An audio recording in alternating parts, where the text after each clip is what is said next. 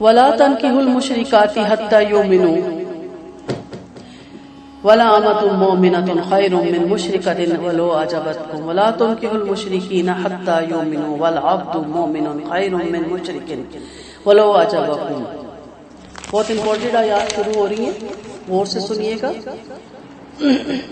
اور مشرک عورتوں سے جب تک وہ ایمان نہ لائیں نکاح نہ کرو. ایمان والی لونڈی مشرک آزاد عورت سے کہیں بہتر ہے، اگرچہ وہ تمہیں اچھی لگتی ہو. اور مشرک مردوں سے نکاح نہ کرو جب تک وہ ایمان نہ لے آئیں. یقیناً ایک مومن غلام مشرک آزاد سے بہتر ہے، وہ تمہیں اچھا لگتا ہو. جو لوگ جہنم کی دعوت دیتے ہیں، اللہ تمہیں اپنے حکم سے جنت اور اپنی بخشش کی طرف بلاتا ہے اور اپنی آیتیں لوگوں کے سامنے کھول کھول کے بیان فرما رہا ہے تاکہ وہ نصیحت حاصل کرے. یہاں سے ہمیں پتہ چلتا ہے کہ مشرکوں اور بت پرستوں سے رشتہ حرام ہے. اس سے اہل کتاب کی عورتیں مستثنا ہیں. بت پرست اور مشرک الگ ہیں اور اہل کتاب جو ان سے وہ الگ ہیں. لیکن پھر بھی جو ہم تفصیل سے پڑھتے ہیں تو ہمیں پتہ چلتا ہے کہ ہمارے علماء جو ہیں انہوں نے ان سے نکاح مکروہ کہا ہے. کیوں مکروہ کہا ہے؟ ایک تو آیت ہی بتاتی ہے کہ یہ لوگ آپ کو جہنم کی طرف لے جانے کا سبب بنتے ہیں، ان کے جو عقائد ہیں. کیونکہ آپ نے دیکھا اہل کتاب میں بھی بہت سی تبدیلی آ چکی ہے. اہل کتاب کی وہ عورتیں حلال ہیں جو اپنے کتاب پہ عمل پیرا ہے. جو اپنی کتابوں پہ عمل پیرا نہیں ہے، جنہوں نے سور کو حلال کیا ہوا ہے، صلیب گلے میں لٹکا کے پھرتی ہیں، شراب جن کے یہاں عام ہے، بے پردگی جن کے یہاں عام ہے، تو وہ بھی مکروہ کے درجے میں آ جاتی ہیں. اور پھر بہت سے ہمارے جو ائمہ اربعہ ہیں ان کے نزدیک اگر ہم ان سے نکاح کرنا شروع کر دیں گے تو ہماری اپنی مسلمان عورتیں جو سی ہیں وہ بن بیاہی بیٹھی رہ جائے گی، اور یہ بہت بڑا ایک فساد فی الارض کی طرف اشارہ کر دیا جاتا ہے. تو یہاں پہ کہا گیا کہ آپ اہل کتاب کی پاک دام عورتوں سے نکاح کر سکتے ہیں، وہ آپ کے لیے جائز ہے. جابر رضی اللہ عنہ فرماتے ہیں اللہ کے رسول صلی اللہ علیہ وسلم نے فرمایا ہم اہل کتاب کی عورتوں سے نکاح کر سکتے ہیں لیکن ہماری عورتوں سے نکاح نہیں کر سکتے. یعنی مسلمان عورت سے کوئی بھی اہل کتاب جو ہے مرد ہے، یہودی ہے یا نصارہ ہے، وہ نکاح نہیں کر سکتا. اسی میں تمام باقی بھی چیزیں آ جاتی ہیں، جیسے قادیانیوں سے، اہل تشیع سے مسلمان سنی عورت کو شادی نہیں کرنی چاہیے کیونکہ ان کا طریقہ کار بالکل فرق ہوتا ہے. اور آپ کو پتہ ہے قادیانیوں کو تو ویسے بھی کافر قرار دے دیا گیا ہے. اللہ کے رسول صلی اللہ علیہ وسلم نے فرمایا عورتوں سے ان کی خوبصورتی کی وجہ سے نکاح نہ کرو، بلکہ ممکن ان کا حسن و جمال انہیں مغرور بنا دے. اس طرح مال کی وجہ سے بھی نکاح نہ کرو، ممکن ان کا مال انہیں سرکش بنا دے. ہاں دینداری کی وجہ سے نکاح کیا کرو. اور ایک اور حدیث بھی ہے بہت اسی سے ملتی جلتی کہ آپ صلی اللہ علیہ وسلم نے فرمایا عورتوں سے 4 وجہ سے نکاح کیا جاتا ہے: مال کی وجہ سے، حسب کی وجہ سے، حسن کی وجہ سے اور دین کی وجہ سے. تمہارے ہاتھ خاک آلود ہوں، دینداری سے کامیابی حاصل کرو. یہ ایک محاورہ بولا جاتا تھا. آپ صلی اللہ علیہ وسلم کا فرمان ہے پوری دنیا سے فائدہ اٹھایا جاتا ہے اور دنیا سے فائدہ اٹھانے کی حیثیت سے سب سے افضل دیندار اور صالحہ عورت ہے. وَيَسْأَلُونَكَ عَنِ الْمَحِيضِ، وہ آپ سے حیض کے بارے میں پوچھتے ہیں. آپ فرما دیں کہ حیض گندگی ہے، لہٰذا حیض کی حالت میں عورتوں سے الگ رہو اور ان کے پاس بھی نہ پٹکو جب تک وہ پاک نہ ہو جائیں. تو جب وہ پاک نہ ہو جائے پھر ان کے پاس جاؤ جس جگہ کے اللہ نے تمہیں اجازت دی ہے. اللہ کثرت سے توبہ قبول کرنے والوں کو اور پاک رہنے والوں کو پسند فرماتا ہے. تمہاری عورتیں تمہاری کھیتی ہیں، لہٰذا اپنی کھیتیوں میں جس طرح چاہو آؤ، اپنے نفسوں کے لیے آگے روانہ کرو اور اللہ سے ڈرتے رہو اور یقین جانو تمہیں اس سے ضرور ملنا ہے اور آپ ایمان والوں کو خوشخبری سنا دیں. امپورٹنٹ مسائل آ رہے ہیں، غور سے سننے چاہیے کیونکہ بعض بچیوں کی جب شادیاں ہو جاتی ہیں پھر ان کے لیے بہت سے مسائل کریٹ ہو جاتے ہیں، پھر وہ جھجک سے فون کر کے بھی نہیں پوچھتی. اور ہمارے یہاں بچیوں کو ہر الٹی سیدھی بات بتائی جاتی ہے، پھوپھیوں کے بارے میں برائیاں، دادی کے بارے میں برائیاں، جٹھانی دیورانی کے بارے میں برائیاں، محلے داروں کے لیے برائیاں. لیکن اپنی بچیوں کو وہ چیزیں نہیں بتائی جاتی جس کے اوپر ان کی آخرت کا بقا ہے یا آخرت ڈیپینڈ کرتی ہے. اسے حیا کے زمرے میں لے آتے ہیں. واقعی یہ حیا کی باتیں ہیں، لیکن ایک ماں کا کام ہے اپنی بیٹی کو اور ایک بڑی بہن کا کام ہے کہ اپنی چھوٹی بہن کو ہر چیز اس کے نوٹس میں لائے تاکہ جب وہ اس دور سے گزرے تو اس کے پاس ہر طرح کا علم موجود ہو. انس فرماتے ہیں انس رضی اللہ عنہ فرماتے ہیں جب کوئی یہودیہ حالت حیض میں ہوتی تو یہودی اس کے ساتھ کھانا پینا اٹھنا بیٹھنا چھوڑ دیتے، جیسے کہ ہندوازم میں بھی تھا. اور ہمارے یہاں بھی کچھ گھرانوں میں کیا ہوتا ہے کہ آٹا بھی نہ گوندے، برتنوں کو بھی ہاتھ نہ لگائے، ہانڈی بھی نہ پکائے، مردوں کے کپڑے بھی نہ دھوئے، نماز پڑھتے ہیں. اور جب وہ غسل کرتی ہے تو پھر کیا کرتے ہیں، پراندہ بھی دھوئے اور دنیا اوپر سے لے کے پیر سے سر تک. تو پھر وہی بات ہے، پھر بیڈ شیٹ بھی دھوئے، جس پلنگ میں بیچاری 7 دن سوتی ہے، پھر گدا بھی دھوئے. ٹھیک ہے، پھر پلنگ بھی دھوئیں، پھر وہ کارپیٹ بھی دھوئیں نا جس پہ وہ پیر رکھ کے چلتی رہی ہے. ہمارے ایک جاننے والے تھے، ٹوتھ برش بھی اس کو کہتے تھے دو، کنگیاں بھی دھو، تو میں کہتی تھی کہ قالین بھی دھو. اس پہ چلتے تو رہے نا، اور ہر جگہ جانا پڑتا ہے، کمروں میں، بیڈ، سب جگہوں پہ. تو ایک تو یہ طریقہ تھا. پھر اس بارے میں صحابہ کرام رضی اللہ عنہ نے اللہ کے رسول صلی اللہ علیہ وسلم سے پوچھا تو یہ آیت اتری وَيَسْأَلُونَكَ عَنِ الْمَحِيضِ. فرمایا جمع کے علاوہ، یعنی جمع کہتے ہیں انٹرکورس، میاں بیوی کا ازواجی تعلق، باقی سب کچھ کر سکتے ہیں. یعنی وہ گھر کے سارے کام کریں گی، مردوں کے کپڑے دھوئیں گی، ان کے کپڑے استری کریں گی، ان کو آفس جانے کے لیے جو بھی ان کی ضرورت ہے وہ پوری کرے گی. جب یہودیوں کو آپ کے حکم کی خبر پہنچی تو بولے یہ شخص ہماری ایک ایک بات کی مخالفت کرتا ہے. ناز میں اسید رضی اللہ عنہ بن حسیر و اسیر عبادر بن بشیر نے اللہ کے رسول صلی اللہ علیہ وسلم سے یہودیوں کی باتیں بیان کی اور پوچھا یہودی حیضہ عورتوں سے جمع نہیں کرتے، کیا ہم حالت حیض میں جمع کر کے ان کی مخالفت کریں؟ یہ سن کر آپ کا چہرہ متغیر ہو گیا اور انہوں نے آپ کی ناراضگی محسوس کر لی اور اٹھ کر چلے گئے. اتنے میں آپ کے پاس تحفے میں دودھ آیا، آپ نے آدمی بھیج کر انہیں بلایا، دودھ پلایا، آپ کو معلوم ہوا کہ آپ راضی ہیں. حیض کی حالت میں علیحدگی کا یہ مطلب ہے کہ ان سے صحبت نہ کرو، کیونکہ آپ نے فرمایا سب کچھ کر سکتے ہو بس جمع نہیں کرنا، ازواجی تعلق میاں بیوی کا جو ہے وہ قائم نہیں رکھنا. مشروق صدیقہ رضی اللہ عنہ کے پاس پہنچے اور سلام کیا. آپ نے سلام کا اچھا جواب دیا اور بیٹھنے کا حکم دیا. بولے میں آپ سے کچھ پوچھنا چاہتا ہوں مگر شرم مانیا ہے. فرمایا میں تمہاری ماں ہوں اور تم میرے بیٹے ہو، پوچھو. بولے مرد حالت حیض میں اپنی بیوی سے کیا کر سکتا ہے؟ فرمایا سب کچھ کر سکتا ہے بس جمع نہیں کر سکتا. ٹھیک ہے، سب کچھ، مثلا ہاتھ پکڑنا ہے، ساتھ بیٹھنا ہے، کس کرنا ہے، اس سے کوئی ممانعت نہیں ہے. ٹھیک ہے، ایسا تعلق نہیں توڑنا کہ وہ بالکل کٹا ہوا لگ جائے، بس انٹر کورس نہیں کرنا، تعلقات قائم نہیں کرنے. میں بار بار بتا رہی ہوں یہ چیز. ٹھیک ہے، پھر اس میں ایک اور چیز بھی آتی ہے کہ دوبر میں صحبت کرنا حرام ہے اور بہت زیادہ اس کا عذاب بھی ہے. دنیاوی عذاب میں ایڈز کی بیماری لگتی ہے اور آخرت میں تو اس کا بہت زیادہ عذاب ملے گا. تو دوبر میں، کیونکہ اکثر ہماری کچھ کولیگ نے پوچھا کہ جب یہ ایڈز کی بیماری بہت عام ہونے لگی اور کہا گیا کہ ازواجی تعلق میں احتیاط سے کام لیں، تو یہ احتیاط کیا تھی؟ اب میاں بیوی میں کیا احتیاط؟ تو ان کو یہ بھی نہیں، ان خواتین کو پتا تھا کہ دوبر کے راستے سے صحبت کرنا یہ حرام ہے اور اسی سے ایڈز پھیلتا ہے. پھر فرمایا وہی جگہ استعمال کرو جس کا اللہ نے حکم دیا، یعنی فروج کو. اس سے آگے بڑھنا زیادتی ہے. جس جگہ سے علیحدہ رہنے کا حکم تھا اسے استعمال نہ کرو. اس صورت میں بھی دوبر کی حرمت ثابت ہو جاتی ہے. پھر عورتوں کو کہا گیا نساؤکم حرث لکم فأتوا حرثکم انا شئتم. عورتیں آپ کی کھیت کی، جس طرح کھیتوں میں غلہ بویا جاتا ہے اس طرح عورتوں سے اولاد پیدا ہوتی ہے. یعنی کھیت آپ کی بقا کا سبب ہے، اس طرح عورتیں بھی آپ کی نسل انسان کی بقا کا سبب ہے. پھر آپ دیکھیں کھیت پیارا ہوتا ہے، پسندیدہ ہوتا ہے اور ہر ایک کو آپ اپنے کھیت میں، اپنے فارم ہاؤس میں منہ نہیں مارنے دیتے. اس طرح عورت بھی آپ کی قابل احترام جگہ ہوتی ہے، قابل احترام ہستی ہوتی ہے. اس کی عزت کا حفاظت کرنا آپ کا کام ہے اور ہر ایک کو اس کے ساتھ منہ مارنے کی اجازت ایک مسلمان تو خیر نہیں دے سکتا، لیکن ویسے بھی عورت کی کا اس میں خیال رکھنا چاہیے. اور جس طرح آپ اپنے کھیت کی حفاظت کرتے ہیں نا، اس کو ہر وقت دھیان رہتا ہے، اس طرح عورت کا بھی حفاظت کی جائے، عورت کی بھی صحت کا دھیان رکھا جائے. اگر کھیت کا دھیان رکھا جائے گا تو پھل پھول دے گا، اناج دے گا. اگر اس کا دھیان نہیں رکھا جائے گا تو اجڑ جائے گا، اور اجڑا ہوا کھیت آپ کو پتہ بہت برا لگتا ہے. اس طرح عورت کا بھی اگر خیال رکھا جائے گا تو وہ نکھری رہے گی، خوبصورت لگے گی، صحت مند رہے گی، صحت مند اولاد پیدا کرے گی. ادروائز تو وہ بکھرے ہوئے بال اور برے حالت میں آپ کو ملے گی اور سامنے نظر آ جائے گا کہ یہ خاتون خوش نہیں ہے. دوسرا، ابن عباس رضی اللہ عنہ اس کی تفسیر کرتے ہوئے فرماتے ہیں اپنے کھیت میں جس طرح چاہو آؤ مگر جگہ ایک ہی ہے، باقی تمہیں اختیار ہے، جس طرح چاہو استعمال کرو. جابر رضی اللہ عنہ فرماتے یہودیوں کا عقیدہ تھا کہ اگر عورت سے پشت کی جانب سے فرج میں صحبت کر لی جائے، پشت سے یہ مراد نہیں کہ بیک سائڈ سے دوبر، پشت سے کی جائے لیکن فرج میں ہی صحبت کی جائے تو بچہ بہنگا پیدا ہوتا ہے. اس پر یہ آیت اتری. اللہ کے نبی صلی اللہ علیہ وسلم نے فرمایا آگے پیچھے سے جس طرح چاہو صحبت کر سکتے ہو. عمر رضی اللہ عنہ نے آ کر کہا یا رسول اللہ صلی اللہ علیہ وسلم میں ہلاک ہو گیا. پوچھا کس نے ہلاک کیا؟ بولے میں نے گزشتہ سب اپنی سواری الٹ دی.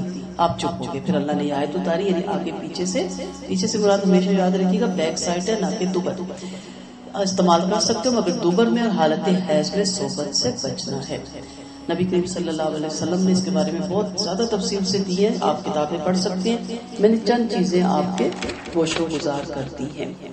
واتقوا اللہ وقدموا لانفسکم واتقوا اللہ واعلموا انکم ملاقوہ. یہ سارے معاملات ایسے کہ کل اللہ کے ہاں اس کا جواب دینا ہے، جس میں لواطت آ جاتا ہے، دوبر کے راستے انٹر کورس آ جاتا ہے، حیض کی صورت میں انٹر کورس آ جاتا ہے. یہ ساری چیزیں پکڑ کا سبب بنے گی. صاف ستھری اور پاکیزہ زندگی گزارنی ہے، نفاست والی زندگی گزارنی ہے. پھر فرمایا کہ اپنے لیے کچھ آگے بھی بھیجو، یعنی حرام سے بچو اور نیکیاں کرو تاکہ آخرت کا ذخیرہ جمع ہو جائے اور کام آئے. اس وجہ سے فرمایا کہ اللہ سے ڈر جاؤ اور ان فحش اور بریائیوں سے باز آ جاؤ اور اللہ سے شرماؤ. ایک دن تمہیں اللہ کے پاس جانا ہے تو تمہیں تمہارے عملوں کا ضرور بدلہ دینے والا ہے. پھر فرمایا اے نبی صلی اللہ علیہ وسلم آپ فرما برداروں کو اور حرام سے باز رہنے والوں کو جنت کی خوشخبری دے دے. اور اللہ کو اپنی قسموں کا نشانہ نہ بناؤ کہ تم نیکیوں کو تکبیر اور لوگوں کی اصلاح کو چھوڑ بیٹھو. اللہ خوب سننے والا اور جاننے والا ہے. اللہ تمہیں تمہاری کچی اور لاکھ قسموں پہ نہیں پکڑے گا، پکڑ تو تمہارے دلوں کے افعال پر ہوگی. اور اللہ بڑی بخشنے والا اور انتہائی مہربان ہے. ترک ہمارے صالح پر قسم کھانے کی ممانعت ہے، یعنی آپ کو لوگ اتنا تنگ کریں گے، اب تنگ آگے کہ اللہ کی قسم میں آئندہ کسی کے ساتھ نیکی نہیں کروں گی. اس کو سخت ناپسند کیا گیا. ٹھیک ہے، کسی نے آپ کو پیسہ لیا نہیں، وقت پہ دے رہا، دبا گیا، کوئی بات نہیں. ہاں کہہ دے کہ کوشش کروں کہ اس کو میں نہ آئندہ دوں، یہ تو میرا پیسہ خراب کر دیتی ہے. لیکن یہ کہنا کہ خدا کی قسم میں آج کے بعد کسی کے ساتھ مدد کا معاملہ ہی نہیں کروں گا یا کروں گی، اس چیز سے منع کیا گیا. یا کسی کو معاف کرنا، وہ پھر بچوں کو تو دن میں 10 دفعہ معاف کرتے ہیں نا، بچے پھر وہی کام کرتے ہیں. تو مولانا مودودی رحمۃ اللہ علیہ فرماتے ہیں کہ گناہ کبھی غلطی کبھی باج نہیں ہوتی، یعنی یہ کہ اب وہ غلطی نہیں ہوگی، بچے دیتی رہتی ہے تو انسان سے غلطی ہوتی رہتی ہے.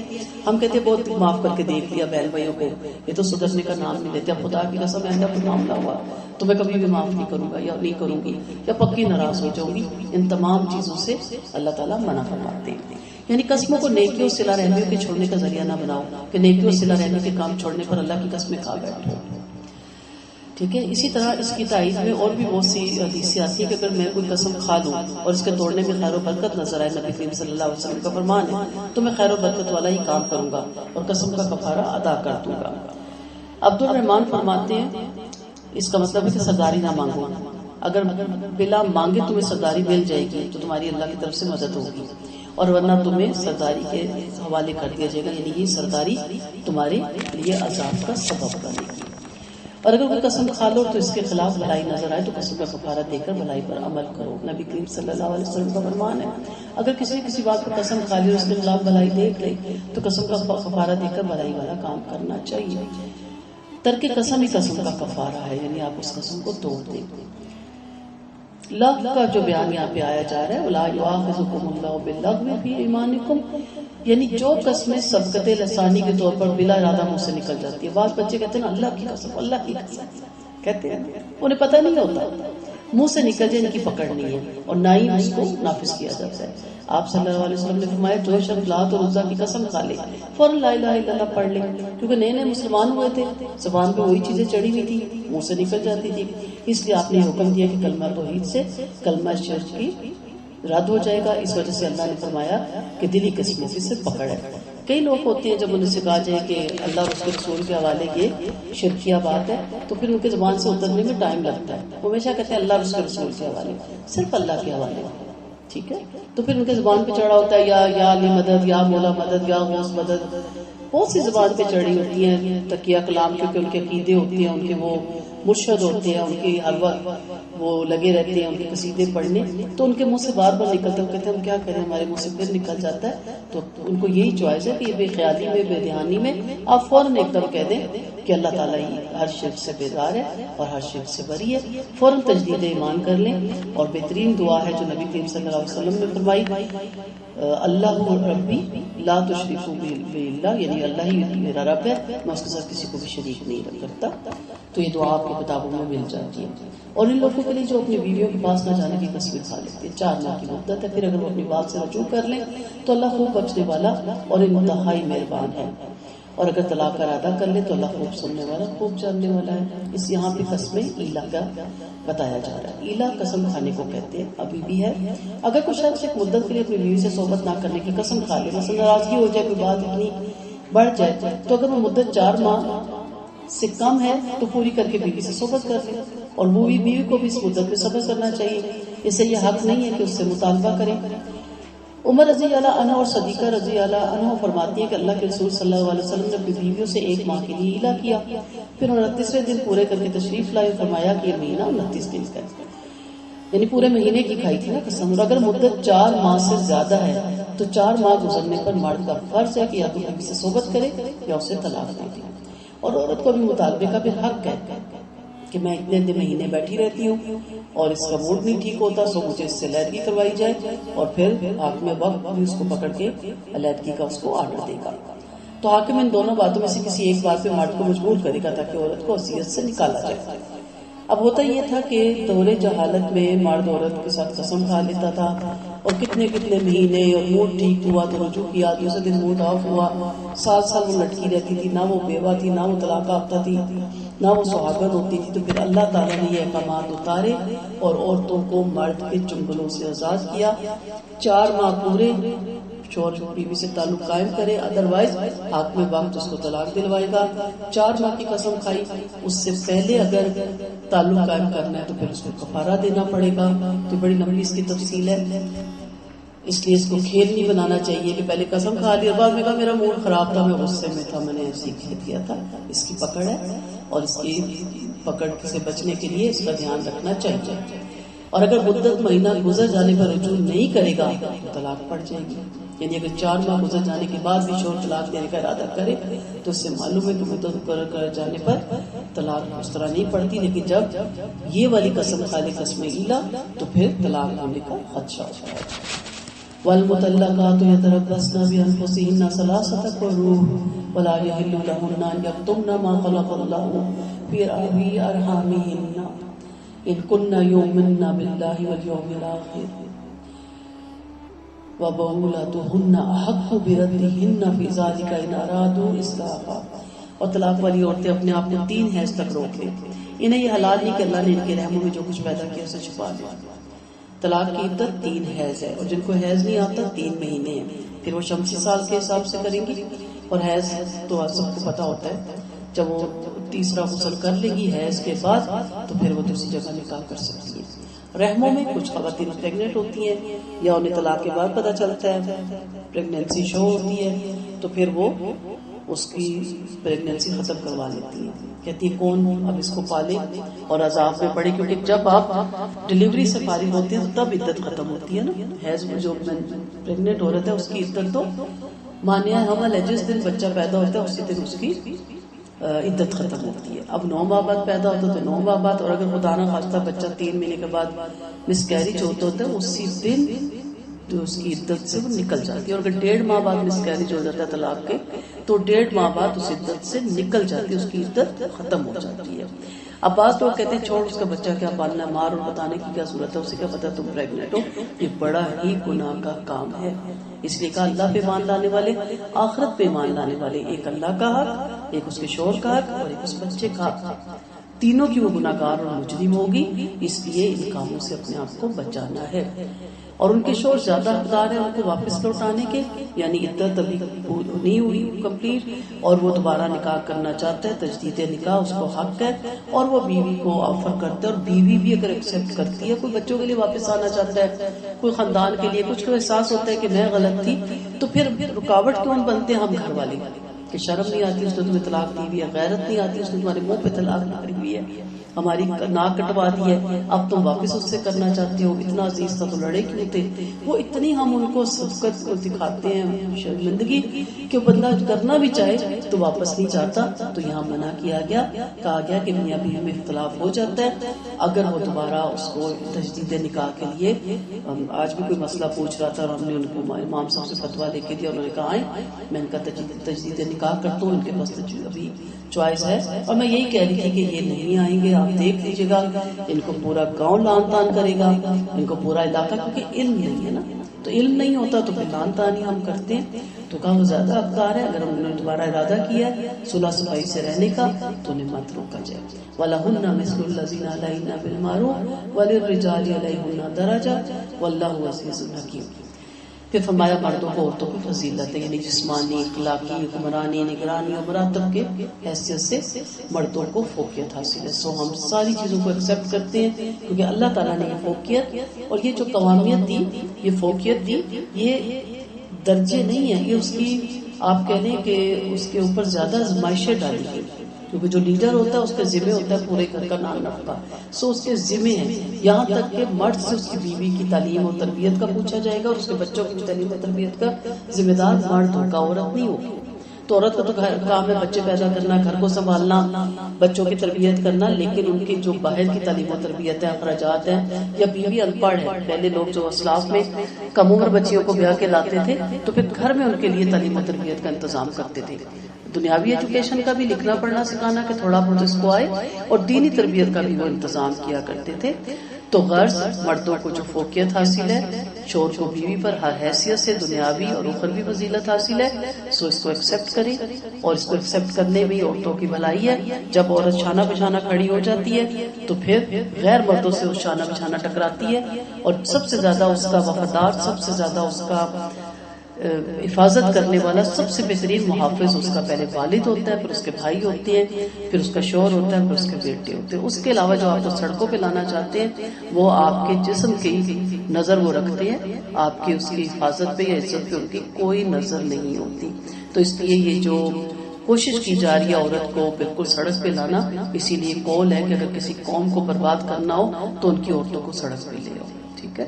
تو اپنی بچیوں کو بھی یہ بتائیں کہ اب دیکھیں والد کو تو میں نے حاکم مانا اور میں اپنے والد کو قوام بھی مانتی رہی اور میں بہت رسپیکٹ کرتی ہوں اور آج بھی ان کا نام میں بڑی رسپیکٹ سے لیتی ہوں، اور وہ جہاں کہتے تھے یہاں بیٹا نہیں جانا، ہم نہیں جاتے تھے، ہم کہتے تھے والد کیا سوچیں گے، میری اتنی سی بات کو اہمیت نہیں۔ بھائی چھوٹے تھے، بڑے ہوئے، لگا کہ ان کو اچھا نہیں لگتا باجیاں زیادہ شاپنگ کے لیے جائیں، روک کے، کیونکہ مرد ہے، چاہے میٹرک میں ایف اے میں، لیکن مرد ہے، انہیں نہیں اچھا لگتا ہماری باجیاں بار بار گاڑیوں میں بیٹھ کے کہیں جائیں، پردے کا تو پتہ ہی نہیں دین میں آنے سے پہلے ہوتا تھا، روک کے مان لیا نا۔ لیکن جب شوہر نے کہا تو کیا کام ہے، کنجسٹڈ مائنڈ، دھکیا نوس، گھٹیا ذہن، یہ کدھر سے آگے جملے؟ پھر آپ کا والد بھی کنجسٹڈ مائنڈ تھا، پھر آپ کے بھائی بھی دھکیا نوس تھے۔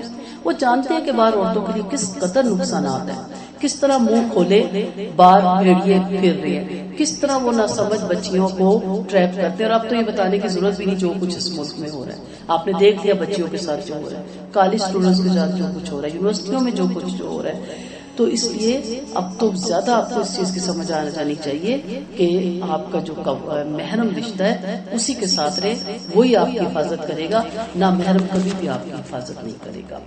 الطلاق مرتین فامساک بالمعروف او تسریح باحسان، طلاق دو ہی ہیں، پھر یا تو دستور کے مطابق روک لیں یعنی تجدید نکاح کر لیں، یا احسان کے ساتھ چھوڑ دیں، اور تمہارے لیے اس میں سے جو تم نے انہیں دیا کچھ بھی لینا حلال نہیں، مگر یہ کہ دونوں میاں بیوی اللہ کی حدیں قائم نہ رکھنے کا ڈر محسوس کریں۔ پھر اگر تم یہ ڈر محسوس کرو کہ تم دونوں اللہ کی حدیں قائم نہ رکھ سکو گے، اور اگر کچھ عورت دے دلا کر اپنی جان چھڑا لے تو اس میں دونوں میں کوئی حرج نہیں، یہ اللہ کی حدیں ہیں، ان سے آگے نہ بڑھو، اور جو اللہ کی حدوں سے آگے بڑھ جائے وہی ظالم ہے۔ پھر اگر مرد عورت کو تیسری طلاق دے دے پھر وہ اس کے لیے حلال نہیں جب تک کہ وہ کسی غیر سے نکاح نہ کر لے، پھر اگر وہ غیر اسے طلاق دے دے تو دونوں کی رجوع کرنے میں کوئی حرج نہیں، بس شرط یہ یقین ہو کہ وہ اللہ کی حدیں اب قائم رکھ سکیں گے، یہ اللہ کی حدیں ہیں جنہیں وہ علم والوں کے لیے بیان فرما رہی ہیں۔ حق رجعت کی حد بندیاں بتائی گئی، جیسے میں نے پہلے بھی بتایا کہ شروع میں یہ دستور تھا کہ جب تک عورت عدت میں ہوتی مرد رجوع کا حق باقی رہتا، خواہ وہ اسے 100 دفعہ طلاقیں دے چکا ہوتا تھا۔ اس سے عورتیں سخت اذیت میں مبتلا تھی اور مرد انہیں تنگ کرنے کے لیے بار بار رجوع کر لیتے تھے۔ یہ تنگی اٹھانے کے لیے مرد کو صرف اور صرف 3 طلاقوں کا حق دے دیا گیا، رجوع کا حق صرف 2 طلاقوں کے بعد تک رکھا گیا، تیسری طلاق کے بعد طلاق بائن کر دیا گیا تاکہ عورتوں کی جان چھوٹے۔ اور خلا کا بھی اجازت ہے، وہ آگے ہم پڑھیں گے، اور خلا بھی جب تک ہماری گورنمنٹ میں اس کی سہولت نہیں دی گئی تو طلاق دینے میں بھی لٹکاتے تھے کہ نہ ہم رکھیں گے تو نہ طلاق دیں گے، جاتی رہے عدالتوں میں ساری ساری پھیرے کاٹتی رہے۔ تو پھر خلا کا قانون جو اسلام کا قانون ہے وہ نافذ ہوا اور عورت کی اذیت دینے والے مرد سے اب جان چھوٹی۔ ابن عباس رضی اللہ عنہ فرماتے ہیں شروع اسلام میں مرد کو 3 طلاقوں کے بعد بھی رجوع کا حق باقی رہتا تھا، اللہ نے فرمایا صرف 2 تک رجوع کا حق ہے، آگے نہیں۔ ایک شخص نے اپنی بیوی سے کہا کہ میں نہ تجھے طلاق دوں گا اور نہ بساؤں گا. پوچھا کس طرح؟ بولا طلاق دیتا رہوں گا اور جب عدت قریب آئے گی واپس بلاتا رہوں گا. اس بیچاری نے اللہ کے رسول صلی اللہ علیہ وسلم سے شکایت کی. اس پر یہ آیت اتری. ابن ماجہ کی روایت ہے. ابن زائد فرماتے ہیں طلاق کی کوئی حد مقرر نہ تھی. ایک شخص اپنی بیوی کو طلاق دے دیتا تھا، پھر جب اس کی عدت ختم ہو جاتی تو وہ رجوع کر لیتا. بار بار ایسا کرتا. آخر اللہ نے یہ آیت اتار کر 3 طلاقوں کی حد بندی کر دی. تیسری طلاق کو رجوع کا حق حرام کر دیا جب تک عورت کسی دوسرے شخص سے نکاح نہ کر لے. اسے بھی آگے ہم دیکھتے ہیں. اب آپ دیکھیں، کہتے ہیں عورت کو اسلام نے کیا دیا. عورت کو اسلام نے سب کچھ دیا. اس اذیت سے عورت کی جان چھوٹی.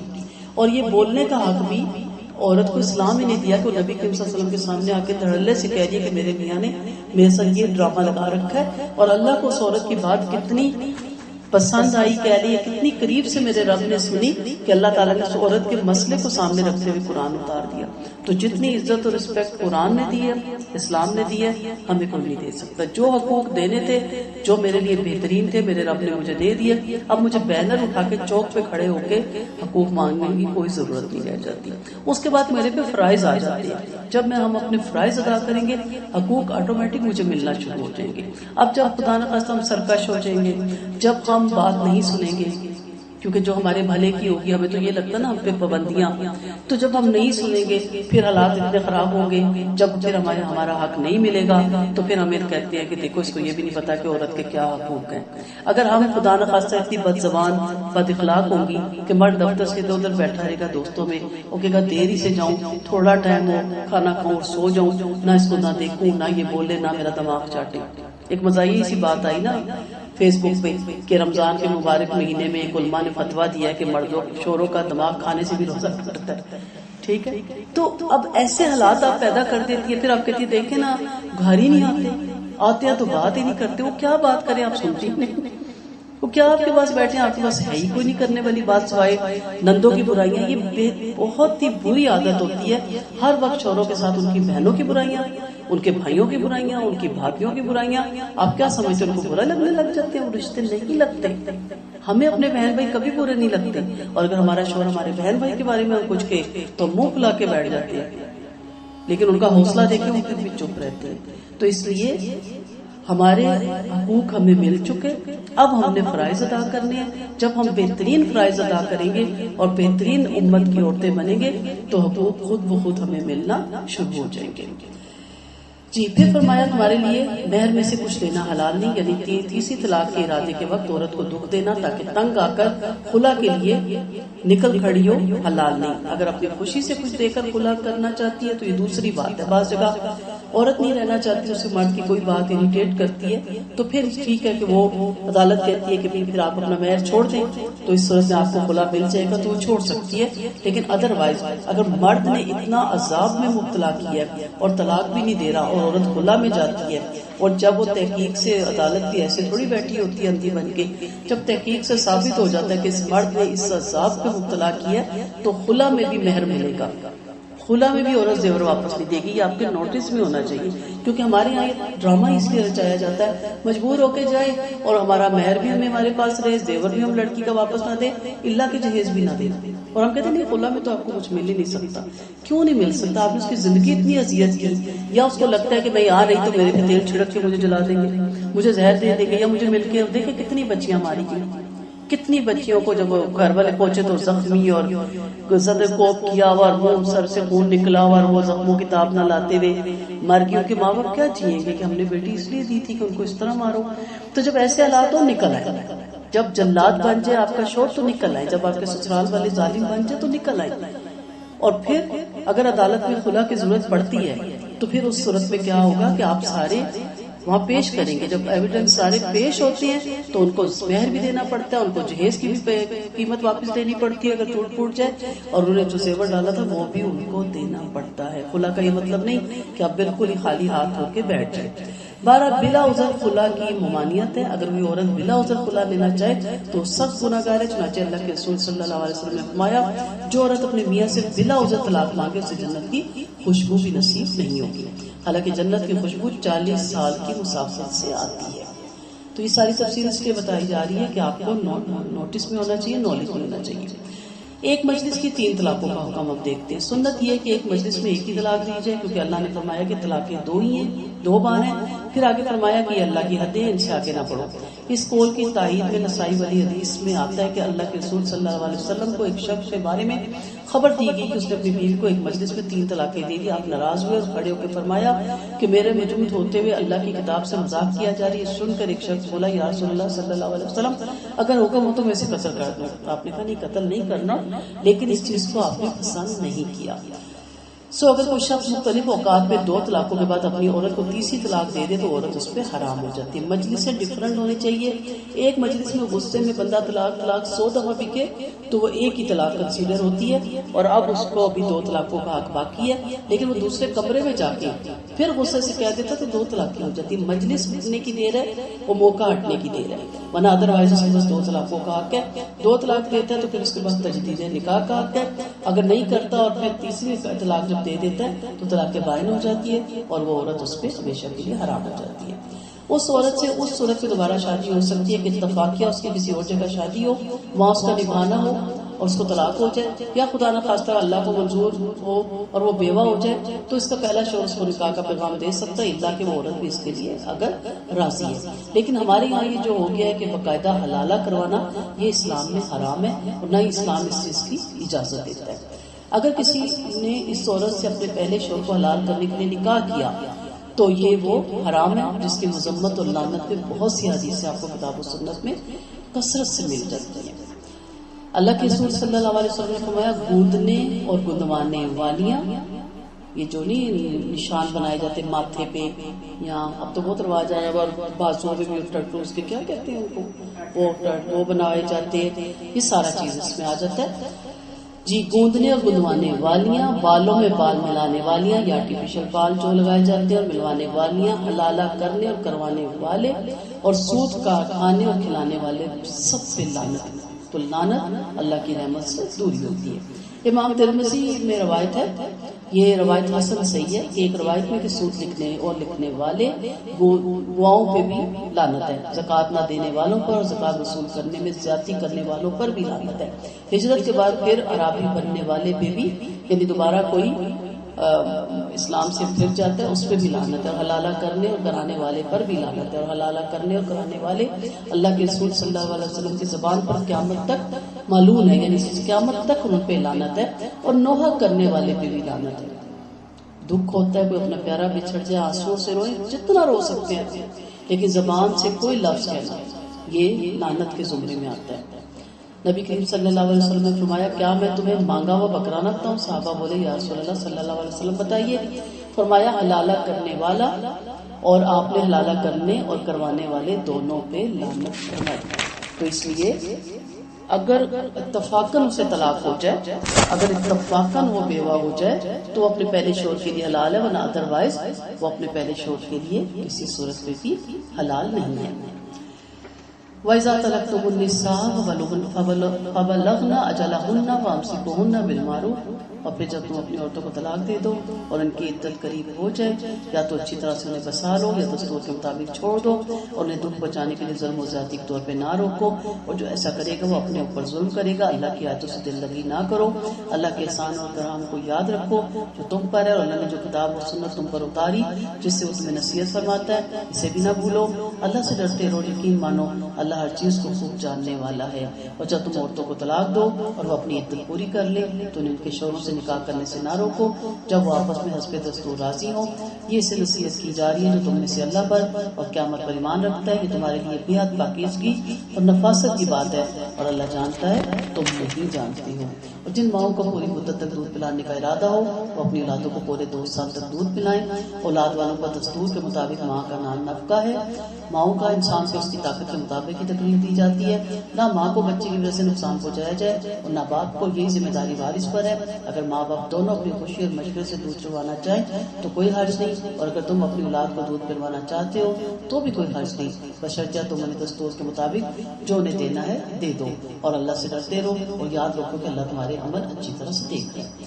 یعنی اگر کوئی دودھ پلانے والی ماں اس کو طلاق دی جاتی ہے تو عدت کے بعد بھی، عدت کے دوران تو نان نفقہ مرد کے ذمہ ہے، لیکن عدت کے بعد بھی بچے کی دودھ پلائی کے طور پہ عورت کو کچھ نہ کچھ اس کو ادا کرنا ہے، اور ہر ایک کو اس کی وسعت کے مطابق ادا کرنا ہے. زیادہ کی ڈیمانڈ نہیں کی جا سکتی. جو اس کی اوقات ہے، جو اس کی استطاعت ہے، اس کے مطابق وہ ادا کرے گا.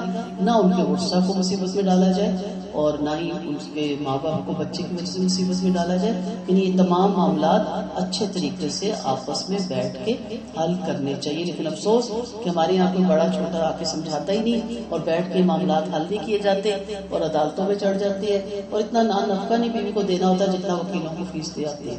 ادھر ناک اپنی اونچی کرنے کے لیے، ناک اونچی کرنے کے لیے فیسوں کی فیسیں دے دیں گے، لیکن ادھر اس عورت کو اتنا نہیں دیں گے کہ وہ بچے کو دودھ پلا سکے، یا وہ بچوں کو لے کے اگر ماں باپ کے گھر بیٹھی ہے تو ان کی اسکولنگ کی فیس یا جو بھی اخراجات ہیں وہ مرد کے ذمہ رہتے ہیں. اور تم میں سے جو مر جائیں اور اپنے پیچھے بیویاں چھوڑ جائیں تو 4 ماہ 10 دن عدت گزاری، پھر جب دن کی مدت عدت پوری ہو جائے اور وہ اپنے لیے کوئی بھلائی تلاش کرے تو اس پر تم پہ کوئی گناہ نہیں. اللہ تمہاری ایک ایک عمل سے خبردار ہے. یعنی عدت کے دوران سوگ واجب ہے بیوہ عورت کا 4 ماہ 10 دن. ختم ہو جائے تو اس کے بعد سوگ سے وہ نکل آتی ہے. آپ صلی اللہ علیہ وسلم نے فرمایا جو عورت اللہ پر اور آخرت پر ایمان رکھتی ہے اسے کسی مرنے والے پر 3 دن سے زیادہ ماتم کرنا حلال نہیں، سوائے شوہر کے کہ اس کے مرنے پر 4 ماہ 10 دن تک سوگ منایا جا سکتا ہے. ام سلمہ رضی اللہ عنہ نے نبی کریم صلی اللہ علیہ وسلم سے پوچھا میری بچی بیوہ ہو گئی اور عدت میں اس کی آنکھیں دکھنے لگی ہیں، کہ اس کی آنکھوں میں سرما لگا دوں؟ آپ نے 2 یا 3 بار فرمایا نہیں. پھر فرمایا اب تو عدت 4 ماہ 10 دن رہ گی، پہلے تو سال بھر کی عدت ہوتی تھی. فرمایا جب ان کی عدت گزر جائے اگر وہ بناؤ سگار کرے اور اپنے لیے شادی کی تیاریاں کرے تاکہ وہ اسمارٹ لگے، اچھی لگے، کوئی اس کو نکاح کی آفر کرے، کوئی مذاکرہ نہیں کرے. معروف کا یہی مطلب ہے کہ اب سب کچھ ان کے لیے حلال ہے، نکاح بھی حلال ہے. ہمارے یہاں تو کہتے ہیں انتظار ہی کاری تھی، بس بندہ مارے انتظار ہی کاری تھی، عدت ختم ہو. تو ایسی باتوں سے پرہیز کریں. مومن کا یہ کام نہیں ہے. مرد کر لے اچھا کیا، اکیلا کیسے رہے، عورت کرے لے بھائی ان کا تو شوق ہی نہیں ختم ہوئے. بچے ان باتوں سے، اللہ نے اجازت دی ہے. مرد عورت کی کوئی بھی یہاں پہ کمی نہیں کی گئی، کوئی تقسیم نہیں کی گئی، کوئی ایک دوسرے کو فرق نہیں، دونوں کے برابر حقوق ہے. ایک عورت بھی اپنے گھر بسا سکتی ہے تو اس کو کوئی ممانعت نہیں، بلکہ بیوہ کے نکاح میں جتنی زیادہ جلدی ہو سکے اور جتنی مدد ہو سکے بہترین ہے، اس کا بڑا اجر و ثواب ہے. اور کوئی حرج نہیں کہ اگر تم حالت عدت میں اشارے کنارے سے عورتوں کو پیغام ڈالو یا اپنے دل میں نکاح کا خیال قائم کرو. اللہ کو معلوم ہے کہ تم انہیں یاد کرنے والے ہو، لیکن ان سے پوشیدہ عہدوں پہ مان نہ کرو. ہاں ان سے دستور کے مطابق بات کر سکتے ہو، اپنے نکاح کا ارادہ نہ کرو جب تک عدت ختم نہ ہو جائے. یقین مانو اللہ کو تمہارے دلی ارادوں کی خبر ہے، لہٰذا اس سے ڈرو اور یاد رکھو اللہ بخشنے والا اور نہایت بڑی بات ہے. یہاں بتایا جا رہا ہے کہ ایام عدت میں چاہے وہ بے حقی کی عدت ہے، چاہے وہ طلاق بائن کی عدت ہے، اس طرح پیغام ان تک پہنچے کہ ان کو اندازہ ہو جائے کہ ہماری عدت گزرنے کے بعد فلاں فیملی اپنے بھائی کے لیے یا اپنے بیٹے کے لیے یا وہ شخص بھی باتوں سے کہے کہ میں چاہتا ہوں کہ اب میں بھی نکاح کر لوں کسی نیک عورت سے، سمجھدار عورت سے، سلجھی ہوئی عورت سے. تو اشارہ کافی ہوتا ہے کہ یہ میرے پاس بیٹھے کیوں باتیں کر رہا ہے یا میرے گھر میں آ کے میری والدہ سے کیوں باتیں کر رہا ہے. تو اس کا کوئی حرج نہیں، کیونکہ ہوتا یہ ہے کہ ہمیں نہیں معلوم ہوتا عدت گزرنے کے بعد وہ کسی سے نکاح کر لے اور ہمیں اپنے بھائی کے لیے کرنی تھی یا اپنے بیٹے کے لیے کرنی تھی تو افسوس رہ جاتا ہے کہ اتنا اچھا مجھے بات مل رہا تھا، اتنا اچھا مجھے شوہر مل رہا تھا اور صرف جھجک کی وجہ سے رک گئے. تو آپ وہاں تک اس طرح کا پیغام دے سکتے ہیں، لیکن یہ ارادہ نہیں کہ عدت سے پہلے نکاح کر لیں اور عدت کے بعد جب ختم ہوگی عدت تو ہم رخصتی کر لیں گے. اس سے اسلام نے ہمیشہ کے لیے منع کیا. اور اگر کوئی اس طرح نکاح کرے گا تو جیسے آپ صلی اللہ علیہ وسلم کے دور میں بھی ہوا تو آپ نے ان میں جدائی کروائی کہ عدت سے پہلے نکاح نہیں ہے. اگر عورتوں کو ہاتھ لگائے بغیر مہر مقرر کیے بغیر طلاق دے تو کوئی حرج نہیں، البتہ انہیں تھوڑا بہت فائدہ پہنچا دو. مالدار اپنی فرصت کے مطابق اور نادار اپنے ناداری کے مطابق حسب دستور فائدہ پہنچائے گا، بھلے آدمیوں کو یہ چیز واجب ہے. اب نکاح ہوا تھا، رخصتی نہیں ہوئی تھی، مہر بھی مقرر نہیں ہوا تھا. بعض ہوتا ہے چھوٹی کلاس عمر میں ہو جانا، پہلے بہت ہوتے تھے، اب تو شکر ہے کافی لوگوں نے چھوڑ دیے. 8ویں میں نکاح کر دیتے تھے، BA کر کے FA کر کے شادی ہوگی، مہر اس وقت مقرر کریں گے جب رخصتی ہوگی. تو ایسی صورت میں اگر گھر بیٹھے ہی اس کو طلاق دینی ہے تو ظاہر مہر تو نہیں تھا مقرر ہوا، ہاتھ بھی نہیں لگایا تھا، تو کب پھر بھی کچھ نہ کچھ تحفے طوائف اس کو بھیجو. مالدار اپنی وسعت کے مطابق بھیجے، نادار اپنی وسعت کے مطابق بھیجے. بھلے آدمیوں پر یہ چیز واجب ہے، جو اللہ سے ڈرتے ہیں ان پہ واجب ہے کہ چلے اس کا آپ نہیں لینا چاہ رہے، واپس نہیں اپنے ساتھ بسانا چاہ رہے، تو آپ کم سے کم اس کی تھوڑی سی دل خوش ہو جائے اور اسے تحفے طوائف بھیج کے اس تعلق کو ختم کریں۔ وَإِن طَلَّقْتُمُوهُنَّ مِن قَبْلِ أَن تَمَسُّوهُنَّ فَقَدْ فَرَضْتُمْ لَهُنَّ فَرِيضَةً فَنِصْفُ مَا فَرَضْتُمْ، اور اگر تم عورتوں کو خلوت سیاح سے پہلے طلاق دے دو، اب یہ بھی وہی چیز ہے کہ ابھی گھر نہیں لائی اور تم نے ان کا مہر بھی مقرر کر دیا تھا، وہاں کیا تھا مہر مقرر نہیں ہوا تھا، اب جب آپ کو طلاق دینی ہوگی تو آدھا مہر آپ ان کو دیں گے۔ ہاں اگر وہ معاف کر دیں گے عورت کے مجھے ضرورت ہی نہیں، مجھے آدھا بھی نہیں چاہیے، تو ٹھیک ہے اس کی خوشی، یا وہ معاف کر دے جس کے ہاتھ میں نکاح کی گیرا ہے، مرد کی میں پورا دیتا ہوں، ٹھیک ہے میں نہیں گھر میں لایا لیکن فرض کرے لاکھ لکھا ہوا تو 50 کا میں لاکھ دے دیتا ہوں۔ دونوں صورتوں میں اللہ تعالیٰ نے کہا کہ پسندیدہ عمل ہے، تمہارا معاف کرنا تقوی سے زیادہ قریب ہے۔ کس کی طرف اشارہ ہے؟ مردوں کی طرف، کیونکہ ان کے ہاتھ میں عقد نکاح ہے۔ اور باہمی فضیلت نہ بھولو، یعنی آپ پہلے بڑی محبت سے رشتہ کیا تھا، رشتہ داروں میں بھی ہوتا ہے، پھوپھی چاچی کے گھر بھی ہوتا ہے، غیروں میں بھی ہوتا ہے، تو تعلق نہ ختم کریں، کوئی بات نہیں، ہو جاتا ہے، منگنیاں بھی ٹوٹ جاتی ہیں، نکاح بھی ٹوٹ جاتے ہیں، ہمارے تو مرنے جینے چھوٹ جاتے ہیں، پھر تو آنا جانا ہی ختم ہو جاتا ہے، دکھتی ہوتے ہیں، روتے ہیں، کوئی پیارا ان میں سے چلا جاتا ہے، اپنا ہوتا ہے لیکن جاتے نہیں ہیں۔ تو فضیلت نہ بھولو، یہ معاملے آپس میں بیٹھ کے طے ہو سکتے، ایک رشتہ ہے نا، نہیں نبھا کوئی بات نہیں، ان اللہ بما تعملون بصیر، یاد رکھو اللہ تمہارے اعمال خوب دیکھ رہا ہے۔ یہ سارے معاملے جب پیش آئیں، حافظوا علی الصلاۃ والصلاۃ الوسطی وقوموا للہ قانتین، نمازوں کی پابندی کرو، خصوصاً درمیانی نماز کی، اور اللہ کے سامنے ادب سے کھڑے ہوا کرو، اگر تمہیں ڈر ہو تو چلتے چلتے سواریوں پر نماز پڑھ لیا کرو، پھر جب تم بے خوف ہو جاؤ تو اللہ کا ذکر کرو، اللہ نے تمہیں باتیں سکھائی جنہیں تم جانتے نہیں تھے۔ مالک حقیقت کا حکم ہے کہ نمازوں کی پابندی کرو اور اوقات نماز کا خیال رکھو، حدود نماز کی حفاظت کرو اور وقت پر نماز ادا کرو۔ ابن مسعود فرماتے ہیں میں نے آپ صلی اللہ علیہ وسلم سے پوچھا سب سے بہترین عمل کون سا ہے؟ آپ نے فرمایا افضل وقت پہ نماز ادا کرنا، تو نماز کو اپنے افضل وقت میں ادا کیا کرے۔ اذانیں ہوتی رہتی ہیں، ابھی تو اس مسجد کی ہوئی ہے نا، اس کی رہ گئی، ابھی تو ہماری مسجد کی تو ہوئی نہیں، ہمارے تو فرقے عقیدے ہمیں مار کے کیلنڈر رکھیں گے، اب تو اس پہ بھی آ جاتا ہے، آپ اپنے موبائلوں پہ سیو کر لیں، بڑے اچھے اچھے ہے پارے جس پہ آپ کو مقررہ وقت میں صحیح افضل وقت میں ریمائنڈر دے دیا جاتا ہے، یا الصلاۃ یا الفلاح کا۔ کوشش کریں کہ جس لمحے اللہ نے بلایا اسی لمحے آپ سارے کام چھوڑ کے نماز کے لیے کھڑے ہو جائیں۔ ام فردہ فرماتی ہیں آپ صلی اللہ علیہ وسلم نے فرمایا اعمال بیان کر کے کہ اول وقت نماز پڑھنے کا عمل اللہ کو تمام عملوں سے زیادہ پیارا ہے۔ ہم عہد کرتے ہیں اس رمضان سے عادت بنائیں گے اور انشاءاللہ پھر مرتے دم تک ہم اپنی نمازوں کی ایک تو حفاظت کریں گے اور ایک ان کو اول وقت میں پڑھیں گے۔ اول وقت کی عادت ڈال دیں تو نماز کا پابند بھی بندہ ہو جاتا ہے۔ ہوتا یہ ہے کہ جب دیر سے پڑھتے ہیں تو پھر کہتے ہیں چلو فرض ہی پڑھ لیتے ہیں، پھر کچھ دن کے بعد کہتے ہیں چلو فرض بھی ملا کے پڑھ لیں گے، قضا کر لیں گے، وہ کرتے کرتے عادت چھوٹ جاتی ہے۔ اور یہاں پہ صلاۃ الوسطی، وسطی سے مراد عصر کی نماز وہ درمیان میں آتی ہے، اور انسان کافی تھک بھی چکا ہوتا ہے اور سو بھی جاتے ہیں بعض وقت لولا کے چکر میں، تو اس وقت کہا کہ اس کی حفاظت کرو، اور آپ صلی اللہ علیہ وسلم کا فرمان ہے کہ جس نے عصر کی نماز ضائع کر دی سمجھ لیں اس کے اہل و عیال ضائع ہوتے۔ پھر اللہ کا ذکر ہے، نماز کے علاوہ بھی صبح شام کی دعائیں بھی اس میں آتی ہیں، اور اس کے علاوہ بھی تسبیحات کرتے رہیں، اور اللہ نے فرمایا کہ تمہیں امن مل جائے گا، اللہ کا ذکر کرو، یعنی حسب دستور پوری خشوع خضوع کے ساتھ نماز پڑھو جس طرح اللہ نے تم پر انعام فرمایا، تمہیں سرمایہ ایمان عطا کیا اور وہ باتیں سکھائیں جو آپ اس سے پہلے نہیں جانتی تھی، اس لیے آپ کا فرض کیا ہے کہ آپ شکرانے کے طور پہ اللہ کا بہت زیادہ ذکر کریں۔ والذین یتوفون منکم ویذرون ازواجا وصیۃ لازواجہم متاع الی الحول غیر اخراج، یہ آیت منسوخ ہے کیونکہ پیچھے 4 ماہ 10 دن کی عدت آ گئی، اور تم میں سے جو مر جائے اور بیویاں چھوڑ جائیں وہ وصیت کر جائے کہ ان کی بیویاں 1 سال تک فائدہ اٹھائے، انہیں کوئی گھر سے باہر نہ کرے، اور اگر وہ اپنی خوشی سے چلی جائیں تم پہ کوئی گناہ نہیں، اگر انہوں نے اپنی لیے اچھائی کی، اللہ بڑا غالب اور حکمت والا ہے۔ طلاق والی عورتوں کو دستور کے مطابق فائدہ اٹھانا ہے، یہ بات پرہیزگاروں پر لازم ہے۔ اللہ اسی طرح تمہارے سامنے اپنی آیتیں کھول کھول کر بیان فرماتا ہے تاکہ تم سمجھ لو۔ الم تر الی الذین خرجوا من دیارہم وهم الوف حذر الموت فقال لهم الله موتوا ثم احیاهم ان اللہ لذو فضل علی الناس ولکن اکثر الناس لا یشکرون، کیا تمہیں وہ لوگ معلوم نہیں جو ہزاروں کی تعداد میں موت کے ڈر سے اپنے گھروں سے نکلے؟ پھر اللہ نے انہیں مر جانے کا حکم دیا، پھر اس نے انہیں زندہ کر دیا۔ اللہ لوگوں پر بڑے فضل و کرم والا، لیکن اکثر لوگ احسان فراموش ہوتے۔ تم اللہ کی راہ میں جہاد کرتے رہو، یقین مانو کہ اللہ خوب سننے والا، خوب جاننے والا ہے۔ کوئی جو اللہ کو اچھا کر دے اور وہ اس کے لیے خوب بڑھا چڑھا دے، اللہ ہی تنگی میں ڈالتا ہے اور اللہ ہی فراغی عطا کرتا ہے، اور اسی کے پاس تم سب کو لوٹ کے جانا ہے۔ یہاں بتایا جا رہا ہے کہ تقدیر سے فرار کسی صورت بھی حاصل نہیں۔ یہ ایک واقعہ، یہ لوگ 4000 یا 8000 کے لگ بھگ تھے، اور ذی اردن کے جو وسط کی جانب ہے وہاں کے باشندے تھے۔ ابن عباس فرماتے ہیں طاعون ان میں پھیلا، یہ ڈر کے مارے وہاں سے سب نکلے اور صرف افزا مقام پہ ٹھہرے۔ جب وہاں پہنچے تو اللہ کا حکم ہوا کہ سب مر جاؤ۔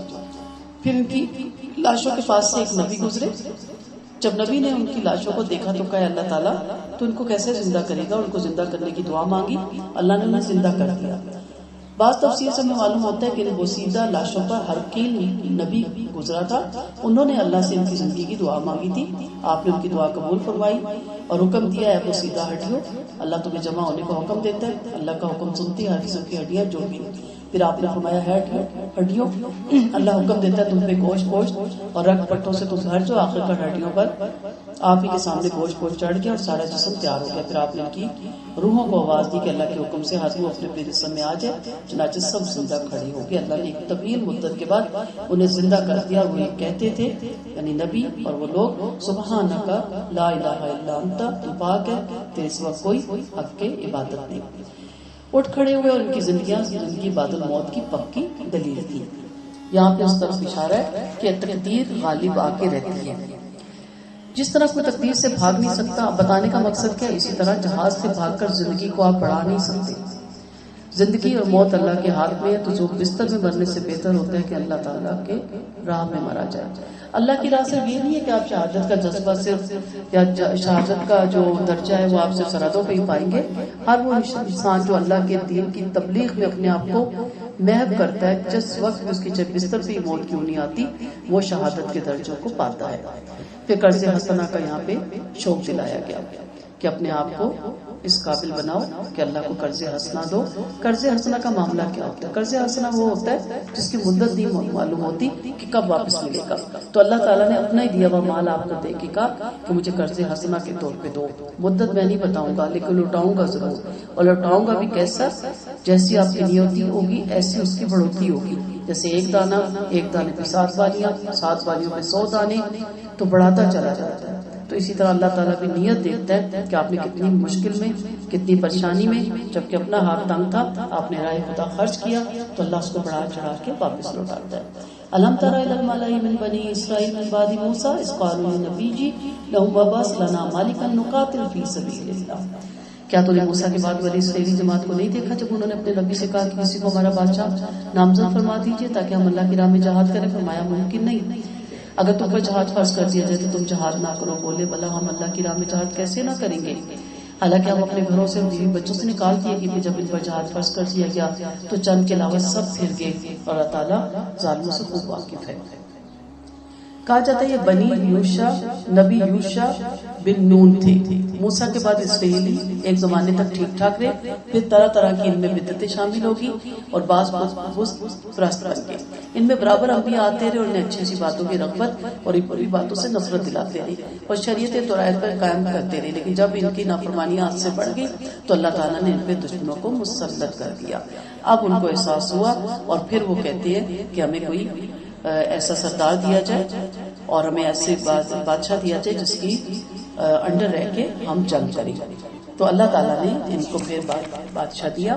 اللہ نے فرمایا اور ان سے ان کے نبی نے کہا دیکھو اللہ نے طالوت کو تمہارے لیے بادشاہ بنا کر بھیجا، بولے اس کو ہم پر حکومت کا کیا حق حاصل ہے، ہم اس سے زیادہ اپنے ملک کے حقدار ہیں اور یہ مالدار بھی نہیں۔ نبی نے جواب دیا اللہ نے طالوت کو تمہارے لیے منتخب فرمایا ہے اور اسے علمی اور جسمانی وسعت بھی دی، اللہ جسے چاہے اپنا ملک دے، وہ کشادگی والا اور بڑے علم والا ہے۔ جب یہودیوں نے اپنے نبی سے بادشاہ کی درخواست کی اور اللہ نے ان کی درخواست کو قبول کرتے ہوئے طالوت کو بادشاہ بنایا تو کہا یہ تو معمولی سا سپاہی ہے اور شاہی خاندان سے بھی نہیں ہے۔ اب مسئلہ یہ ہو جاتا ہے کہ ہمارے ہاں بھی ہم اسی کو لیڈر مانتے ہیں جو خاندان کا بھی نام اس کا اور دولت اس کے پاس بہت زیادہ ہو. تو یہاں بھی یہی مسئلہ تھا کہ دونوں چیزیں اس کے پاس نہیں تھی. تو اللہ تعالیٰ نے یہاں پہ کہا کہ اللہ جس کو چاہتا ہے اپنے بچا دیتا ہے اور وہ وسیع علم والا ہے. کیونکہ اللہ کی بادشاہت یا اللہ کی لیڈرشپ کے لیے جسمانی وسعت کا ہونا یعنی طاقتور اعصاب کا ہونا، یعنی کہ چھوٹی چھوٹی باتوں پہ آپ رونے لگ جائیں، چھوٹی چھوٹی باتوں پہ آپ دل برداشتہ ہو جائیں، اور علمی وسعت کا ہونا ضروری ہے. اور وہ بھی خاص طور پہ العلم، آپ کے پاس علم ہو اور آپ ذہنی طور پہ اسٹرانگ ہو، قوت مدافعت آپ میں ہو، تو پھر آپ لیڈرشپ آپ بن سکتے ہیں.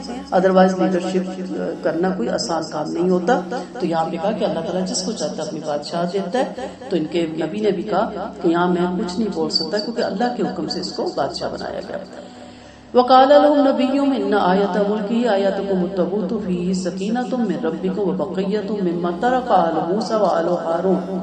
اب وہ کہتے ہیں کہ ہم کیسے مانیں گے بادشاہ، ہمیں کیسے پتا چلے کہ اللہ نے اس کو مقرر کیا.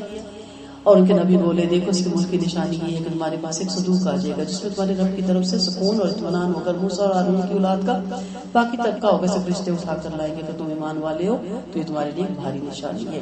تابوت سکینہ تھا جس پہ کہا جاتا ہے کہ حضرت موسیٰ علیہ السلام کی بقیہ جات تھی.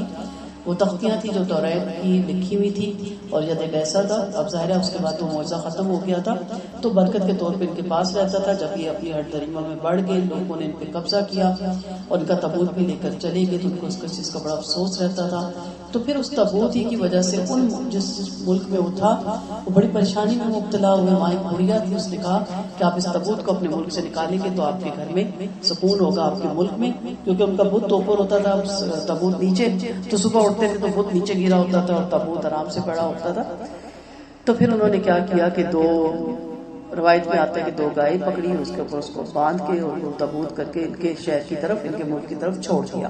لیکن قرآن ہمیں بتاتا ہے کہ فرشتے اٹھا کے لائے. چنانچہ فرشتے آسمان میں ان کے درمیان تابوت کو اٹھا کر لائے اور اسے تابوت کے آگے رکھ دیا. لوگ بہت حیران ہوئے اور خوش بھی ہوئے کیونکہ ان کی جو تابوت سکینہ تھا جو ان کی تسکین کا باعث بنتا تھا وہ ان کے سامنے موجود تھا. یہ طالوت کی بادشاہت کا کھلا ثبوت ہے.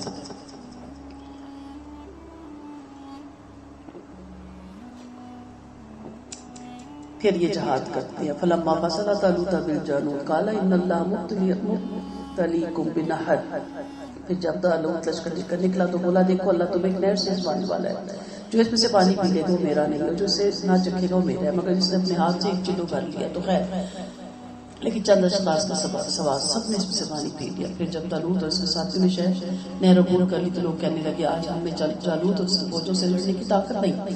اور جن کا اللہ کی ملاقات میں یقین تھا وہ بولے اکثر ایک چھوٹی سی جماعت اللہ کے حکم سے ایک بڑے لشکر پر غالب آ جاتی ہے اور اللہ کی مدد صبر والوں کے ساتھ ہے. اب دیکھیں ان کو آزمایا گیا. آزمائش کیا تھی؟ ایک نہر کی. جیسے حضرت آدم علیہ السلام کو کیا آزمایا گیا؟ ایک درخت کی.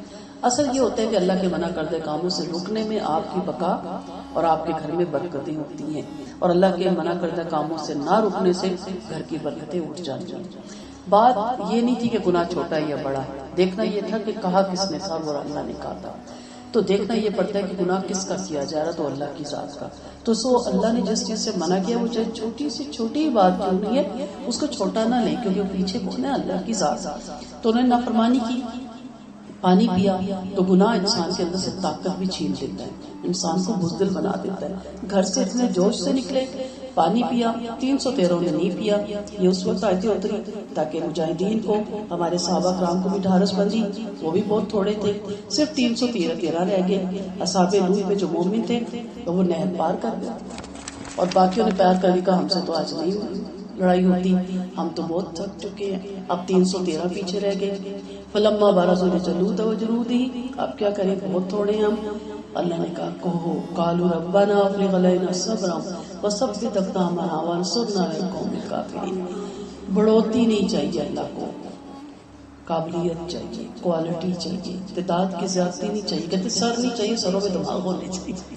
ٹھیک ہے، یہ کہ میرے بہت اسٹوڈنٹس ہیں اور میرے پاس بڑا مجمع بیٹھتا ہے، اس مجمع کو کیا کرنا اگر کوئی سیکھ ہی نہ رہا ہو تو یہاں پہ بھی انہوں نے کیا کہا؟ پھر اللہ سے دعا مانگی اللہ اوپر سے ہمارے اوپر صبر ڈال، ہمیں ثابت قدم رکھ، ہم گھبرا نہ جائیں کیونکہ ہم تو 313 ہیں. اور کافر قوم پہ ہماری مدد فرما۔ آخرکار اللہ کے حکم سے انہوں نے جالوت کے لشکر کو شکست دی اور داؤد نے جالوت کو قتل کر دیا، اور اللہ نے انہیں حکومت اور حکمت عطا فرمائی اور جس قدر چاہا علم سکھایا۔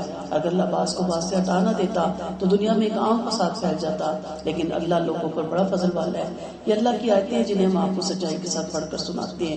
یقیناً آپ بھی دیگر انبیاء کی طرح اللہ کے رسول ہیں۔